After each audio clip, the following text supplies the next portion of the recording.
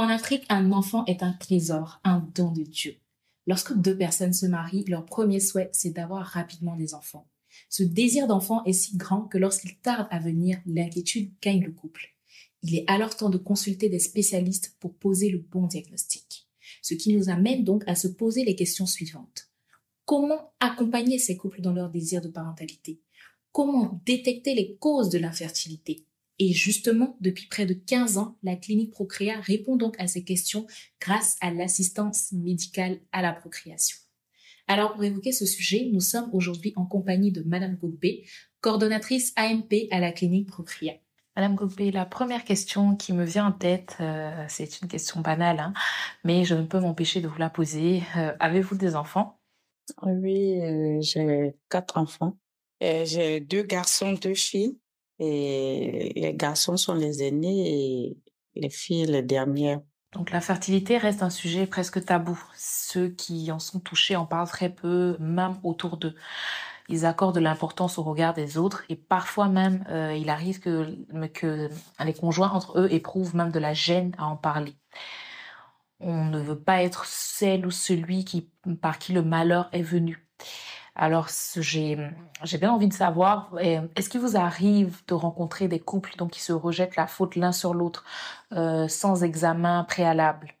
Généralement, quand plusieurs années passent sans que une femme n'ait une grossesse ou qu'elle ait un test de grossesse positif, elle se demande quel problème elle a. Et généralement, elle pense rarement à un problème venant de son conjoint. Elle a plutôt tendance à remettre la cause sur elle et à stresser. Et quelquefois, même elle se demande, est-ce qu'elle est une vraie femme? Parce que généralement, en Afrique, la femme se définit par sa capacité à procréer. Donc, quand elle dure comme ça, sans avoir d'enfant, elle se pose plein de questions, elle stresse et se demande si elle n'a pas véritablement un problème. Alors, que pouvez-vous dire aux couples qui hésitent encore, par exemple? Donc, ceux qui éprouvent une certaine honte à se rendre à l'hôpital. On les accompagne, on les rassure. Normalement, c'est pas ce qui doit être fait, mais elles nous appellent la nuit et on les écoute. Il y a des moments où elles ont véritablement besoin d'échanger et elles s'adressent plus à la coordination ou à la coordinatrice qu'au médecin traitant.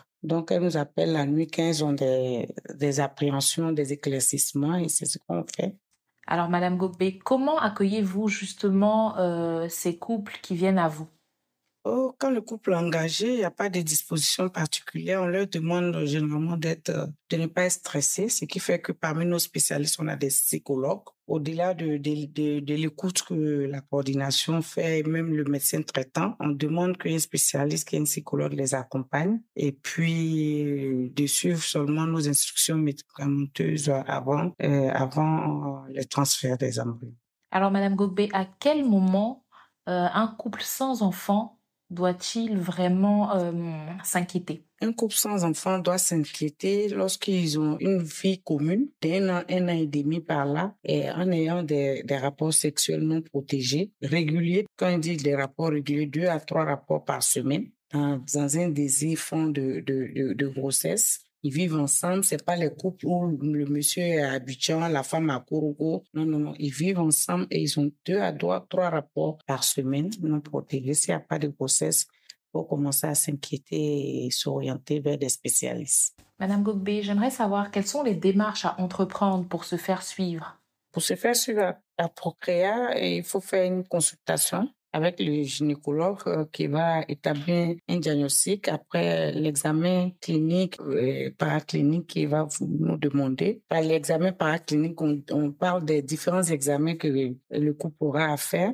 Ensuite, on va leur proposer une technique d'assistance médicale à la procréation qui va être validée en comité pluridisciplinaire. C'est un comité où il y a plusieurs spécialistes. On statue sur les différents examens que les couples ont eus. Ensuite, on informe le couple sur la décision du comité et on leur explique le déroulement de la technique qu'on a choisie pour eux. Ensuite, il y a le suivi, leur assistance dans la réalisation même de l'acte d'assistance médicale à la procréation choisie. Et quand la grossesse survient, il y a le suivi de la grossesse par le gynécologue et puis l'accouchement ensuite par voie basse ou par césarienne. Alors, combien de temps prend la fécondation in vitro avant de faire le transfert de l'embryon?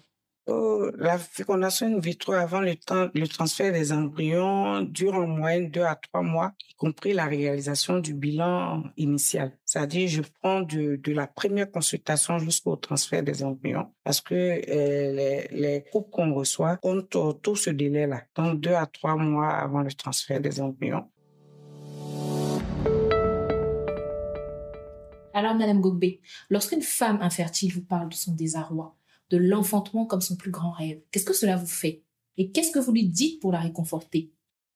Généralement, quand une femme vient vers nous et qu'elle nous parle de son désarroi, de son désir d'enfanter et autres, cela nous émeut. Ça nous touche énormément, mais le fait de travailler dans un centre qui accompagne les couples dans leur désir de parentalité nous donne beaucoup d'arguments pour remonter ces dames-là. On leur explique que l'espoir n'est pas perdu avec la clinique Procréa. Et on utilise les exemples de couples qui ont fait confiance à la clinique Procréa et qui ont aujourd'hui eu des naissances vivantes, qui sont aujourd'hui parents. Quelles sont les démarches à entreprendre justement pour se faire suivre dans ce processus d'assistance médicale à la procréation? En premier lieu, ils font une consultation avec le gynécologue. On les oriente chez le gynécologue qui leur fait un examen clinique et paraclinique. Et au vu de ces résultats-là, une décision est prise et on leur dira quel type de traitement on peut faire pour les accompagner dans leur désir de parentalité. Madame Gogbe, à quel moment une coordonnatrice AMP intervient dans ce processus AMP?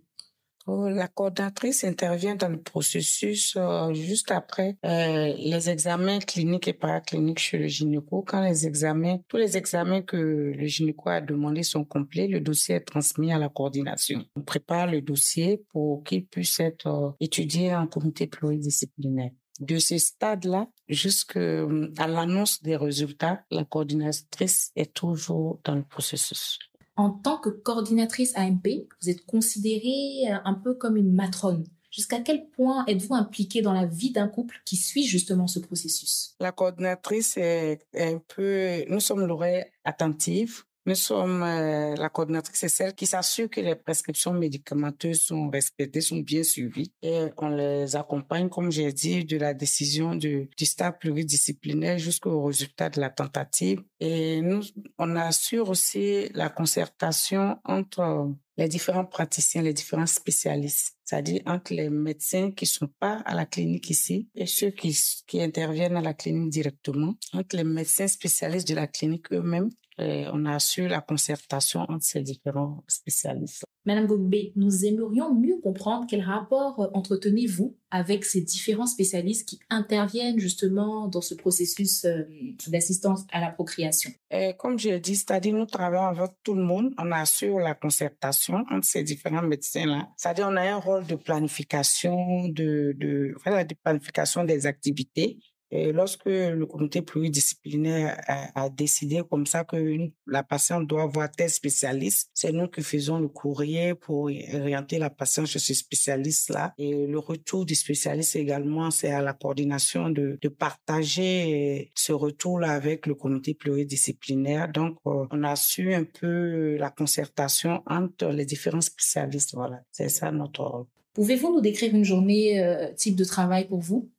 Dans une journée type de travail, généralement quand on arrive le matin, on ouvre d'abord notre boîte mail pour répondre aux différents mails qu'on a reçus la veille, c'est-à-dire la nuit. Après notre départ du bureau, on supervise les monitorages du jour. Les monitorages, c'est les échographies, les prises de sang qu'on a planifié, qu'on a programmé la veille. Donc, on les supervise puisque la personne qui est chargée d'accompagner les médecins, c'est le chargé des actes. Donc, on a un rôle de supervision de ces activités-là. Après, on fait les consultations du jour. On en a puisqu'on reçoit les femmes en consultation. On participe aux différentes réunions s'il y a des réunions qui sont prévues. Et puis, on fait le mini-staff. Une fois qu'on a eu le résultat des monitorages du matin, on fait le mini-staff. On communique les décisions du mini-staff aux patientes pour dire qu'est-ce qui est ressorti des différents examens qu'elles ont fait le matin, la conduite à tenir pour la suite du processus. On fait un point journalier avec